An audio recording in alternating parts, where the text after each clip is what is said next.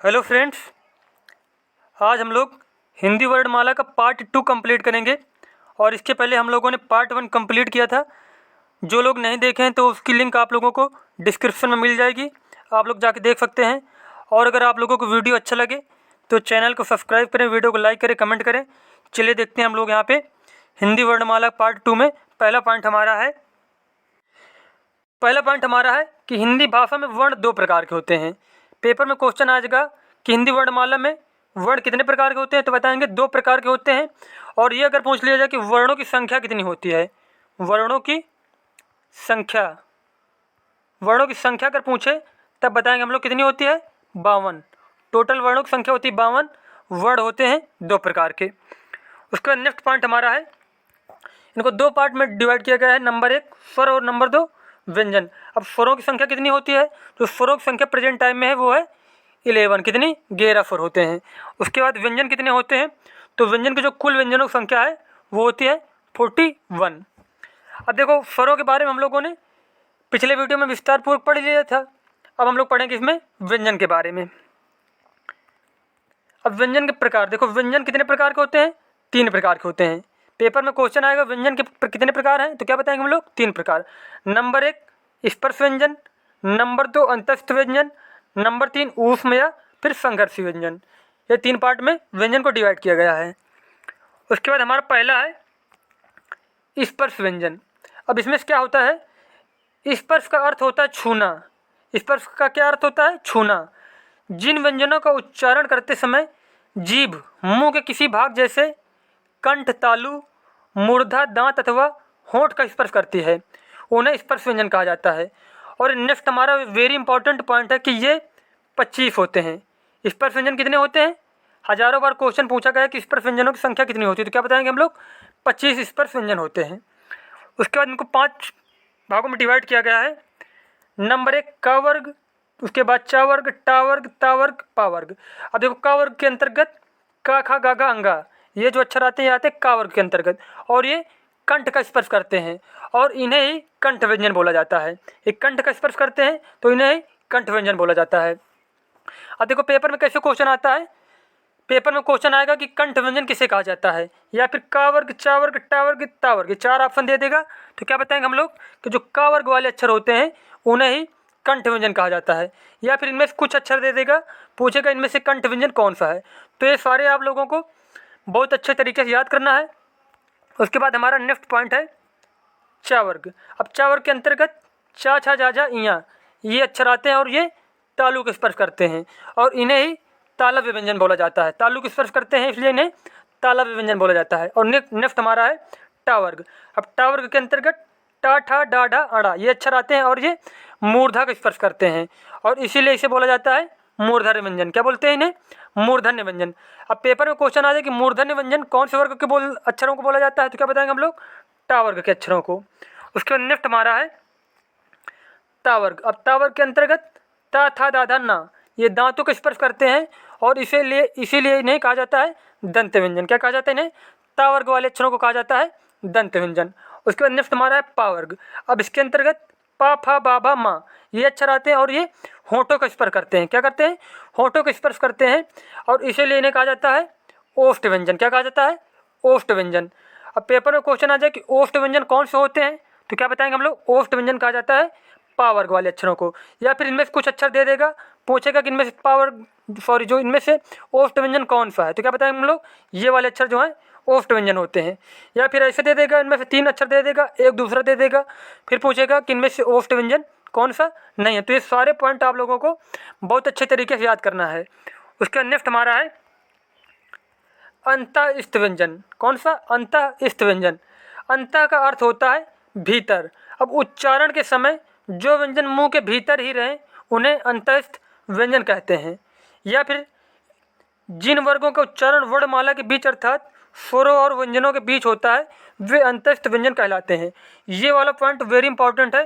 ये परिभाषा कभी कभी दे देता है और पूछे कि मतलब इनमें से अंतःस्थ व्यंजन कौन से हैं, तो ये परिभाषा दे दी जाएगी कि जिन वर्गों का उच्चारण वर्णमाला के बीच अर्थात स्वरों और व्यंजनों के मध्य होता है वे अंतःस्थ व्यंजन कहलाते हैं।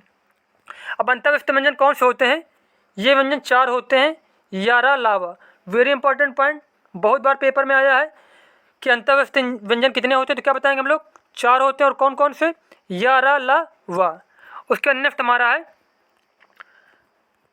ऊष्म या फिर संघर्षी व्यंजन। अब इसमें से क्या होता है, देखो, ऊष्म का अर्थ होता है गर्म। ऊष्म का क्या अर्थ होता है?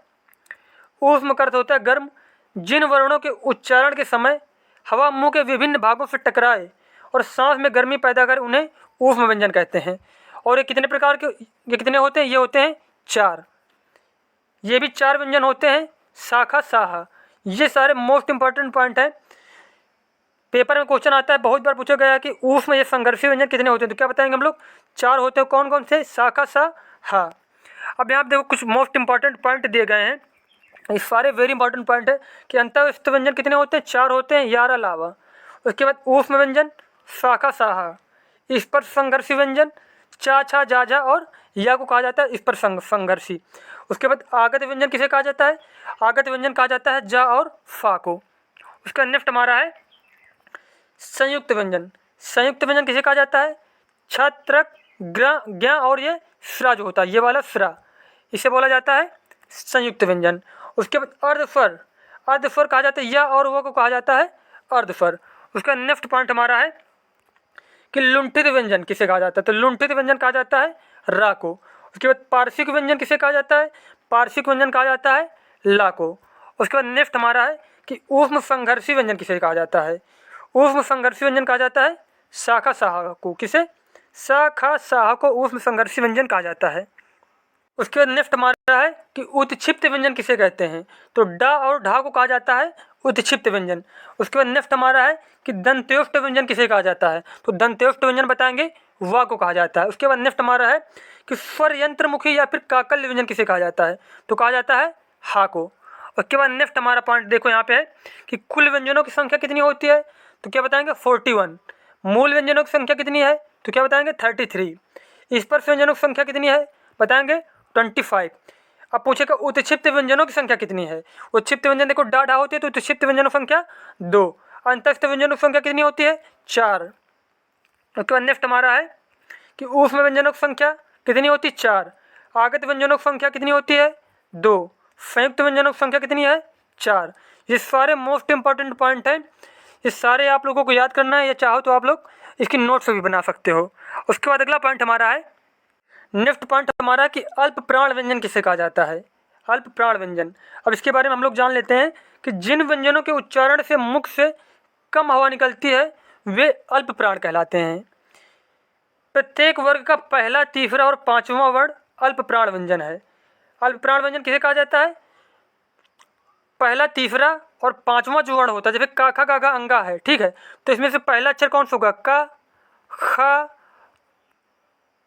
ये तो खा तो दूसरा होगा, लेकिन इसमें देखो यहाँ पे कौन सा पहला और तीसरा और पांचवा, तो पहला कौन सा होगा? का हो गया। उसके बाद तीसरा हो गया गा और अंगा। तो ये सब क्या है? जो पहला, तीसरा और पांचवा वर्ण हो गए, इन्हें बोला जाएगा अल्प प्राण व्यंजन। देखो एग्जाम्पल देखते हैं हम लोग यहाँ पे। एक का, खा, अंगा, ये क्या है? ये अल्प प्राण व्यंजन। जैसे कि तो यहाँ पे देखते हैं हम लोग, देखो यहाँ पे कि पहला, तीसरा और पांचवा वर्ण अल्प प्राण व्यंजन कहलाता है। अब यहाँ पे देखो जैसे का, गा और अंगा, ये क्या है? अल्प प्राण व्यंजन। उसके बाद जैसे कि चा, जा, इया, उसके बाद टा, डा, आड़ा, पहला, तीसरा और पांचवा वर्ण, उसे बोला जाता है अल्प प्राण व्यंजन। और नोट यहाँ पे देखो वेरी इंपॉर्टेंट पॉइंट है कि अंतःस्थ, जो अंतःस्थ व्यंजन होते हैं यारा, लावा भी अल्प प्राण ही हैं। तो ये जो है अंतस्थ व्यंजन, ये भी क्या होते हैं? ये भी अल्प प्राण में आते हैं।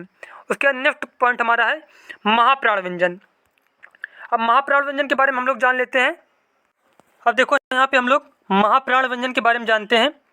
जिन व्यंजनों के उच्चारण में अधिक वायु मुख से निकलती है वे महाप्राण कहलाते हैं। प्रत्येक वर्ग का दूसरा और चौथा वर्ण तथा समस्त ऊष्म महाप्राण है। जो ऊष्म वर्ण होते हैं शाखा, साहा, और जो दूसरा और चौथा वर्ण होता है उन्हें बोला जाता है महाप्राण व्यंजन। अब एग्जाम्पल देखते हैं हम लोग यहाँ पे। देखो जैसे कि यहाँ पे का और घा, छा और झा, ढा और ठा और ढा, ये क्या है? ये हमारे हैं महाप्राण व्यंजन। और ये जो शाखा, साहा, ये क्या है? ऊष्म व्यंजन जो हैं ये इन्हें बोला जाता है महाप्राण व्यंजन। दूसरा और चौथा वर्ण तथा ऊष्म वर्ण महाप्राण व्यंजन कहलाते हैं। उसके बाद नेक्स्ट देखते हैं हम लोग घोष और अघोष व्यंजन के बारे में। अब यहाँ पे देखो घोष और अघोष व्यंजन के बारे में देखते हैं हम लोग। पहला हमारा है कि घोष या फिर सघोष व्यंजन। जिन वर्णों के उच्चारण में गले के कंपन से गूंज सी होती है उन्हें घोष या सघोष कहते हैं। जिन वर्णों को बोलने में क्या है, गले में जैसे कंपन होती है तो उन्हें बोला जाता है घोष या फिर सघोष व्यंजन। अब वर्गों के अंतिम 3 वर्ण और अंतस्थ व्यंजन तथा सभी स्वर घोष कहलाते हैं। अभी जो हमने बताया ना वर्ण के, जैसे कि दूसरा चौथा था, उसमें किसी में पहला दूसरा तीसरा था।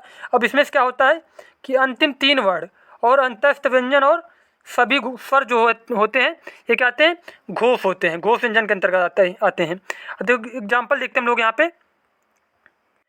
देखो यहाँ पे जैसे कि गा घा अंगा, अंतिम 3 वर्ण हो गए नहीं, गा और घा और अंगा, ये अंतिम 3 वर्ण हो गए। जैसे कि जा झा इया। और अंतस्थ व्यंजन कौन से होते हैं, या रा लावा। और सभी स्वर जो 11 स्वर होते हैं ये सभी किसके अंतर्गत आते हैं, ये सभी आते हैं सघोष व्यंजन के अंतर्गत, या फिर इन्हें बोला जा सकता है घोष व्यंजन के अंतर्गत। तो पॉइंट हमारा कंप्लीट हो गया। उसके बाद नेक्स्ट पॉइंट हमारा है अघोष व्यंजन। अघोष व्यंजन किसे कहा जा सकता है, जिन वर्णों के उच्चारण में गले में कंपन नहीं होता उन्हें अघोष कहते हैं। अब ये होते कौन कौन से हैं, वर्गों के पहले 2 वर्ण तथा शाखा साहा अघोष हैं। शाखा साहा ये इन्हें बोला जाता है ना ऊष्म संघर्षी व्यंजन। तो ये व्यंजन और वर्गों के जो पहले 2 वर्ण होते हैं जैसे कि का खा चा छा या फिर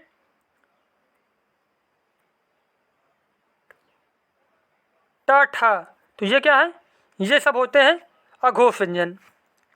तो सारे पॉइंट हमारे कंप्लीट हो चुके, व्यंजन के सारे पॉइंट कंप्लीट हो चुके। देखो यहाँ पे कि वर्गों के पहले 2 वर्ण तथा शाखा साहा या फिर उसे इन्हें बोला जा सकता है कि ऊष्म संघर्षी व्यंजन जो होते हैं उन्हें बोला जाता है अघोष व्यंजन।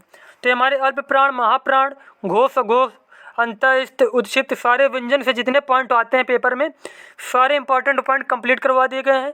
आप लोगों को वीडियो अच्छा लगा तो चैनल को सब्सक्राइब करें, वीडियो को लाइक करें, कमेंट करें। मिलते हैं नेक्स्ट वीडियो में। धन्यवाद।